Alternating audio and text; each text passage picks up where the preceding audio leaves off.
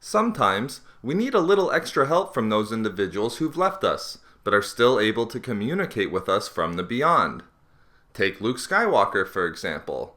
He was certainly guided by Obi-Wan's Force Ghost throughout the original trilogy after being taken down by the forces of evil, without which would probably have meant the end for the rebels. Or take me, the non-canon expert, who communicates with friends that have been cut down prematurely for no good reason by a similarly evil empire. But unlike Luke, who was encouraged by Obi-Wan to let go of his hate and avoid seduction by the dark side, my friends tell me to embrace it.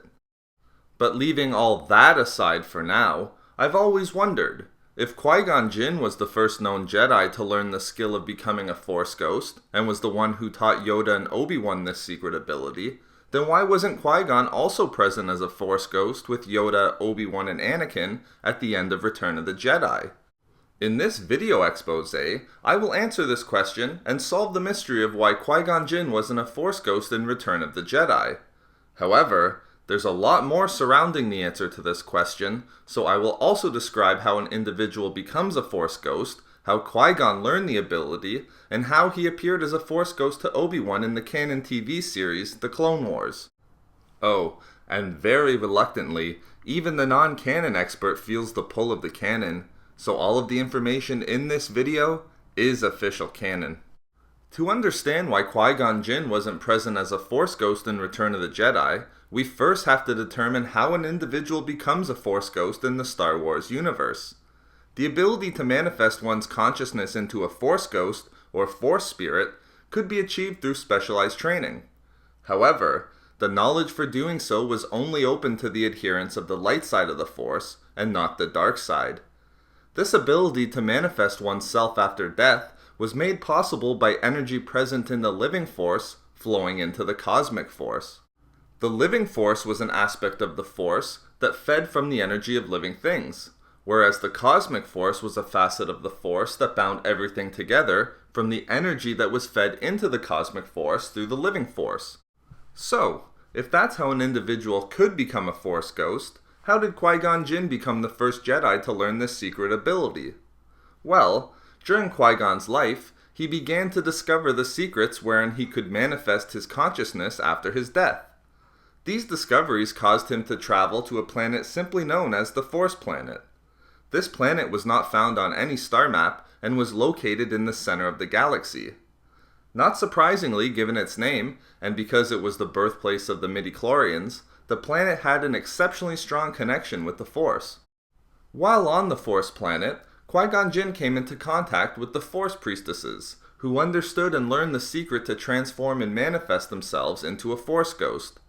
The Force Priestesses were 5 beings residing on the Force Planet who were representative of the connection that existed between the living force, as experienced by living things, and the cosmic force that played a greater role in the universe. A form of shapeshifter, the Force Priestesses were able to manifest themselves as 5 beings: serenity, joy, sadness, confusion, and anger. Having been deemed worthy of the knowledge of eternal life and the secret to becoming a Force Ghost, Qui-Gon began his training to unlock the secret mystery for himself. Qui-Gon Jinn learned that upon the death of a living entity, its life passed through the living force and into the cosmic force to become one with the Force. Due to this process, it became possible for an individual to retain their consciousness and physically manifest themselves after death as a Force Ghost, as both the living force and cosmic force existed in aggregation. Also important to Qui-Gon's education in this regard were the lessons he learned from the Shaman of the Wills, wherein he was taught that the means to retain an eternal consciousness was an absolute adherence to selflessness. Qui-Gon Jinn was able to learn and utilize what he had learned from the Force Priestesses to become one with the Force after his death at the hands of Darth Maul and retain his identity. But if he was able to start learning the secret, then how can we explain his conspicuous absence at the end of Return of the Jedi? The answer is fairly simple. His training was incomplete at the time of his death. However, although his training was incomplete, Qui-Gon Jinn used what he did learn from the Force Priestesses to become one with the Force after his death, and was able to retain his consciousness and identity thereafter. Therefore, While Qui-Gon did not fully learn the mystery of becoming a Force ghost, insofar as being able to manifest himself physically, he was still able to speak and communicate as a disembodied voice. This was seen a number of times, such as when he called out to Anakin when he slaughtered the Tusken Raiders, and when he spoke to Yoda in order to initiate his learning the secret to manifest as a Force ghost. But one question still remains. If Qui-Gon Jinn did not complete the training to manifest physically as a Force ghost, then how did he appear before Obi-Wan during the Clone Wars?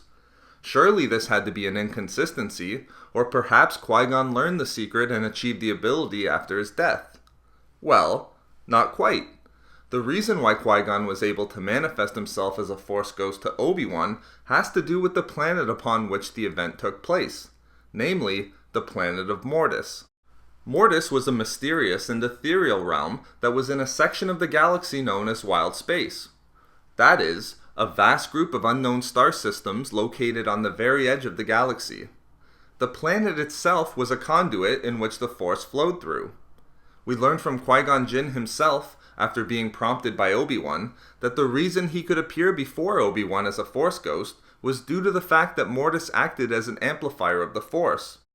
Therefore, this amplification allowed Qui-Gon to physically manifest himself on this single occasion, despite not being able to complete his training from the Force priestesses. So there we have it. Why Qui-Gon Jinn wasn't a Force ghost present with Yoda, Obi-Wan, and Anakin at the end of Return of the Jedi. And unlike Qui-Gon Jinn, why the non-canon expert will be standing shoulder to shoulder with his friends when they once again rule the canon. We love making these videos, so why not subscribe for more fun Star Wars theories and discussions?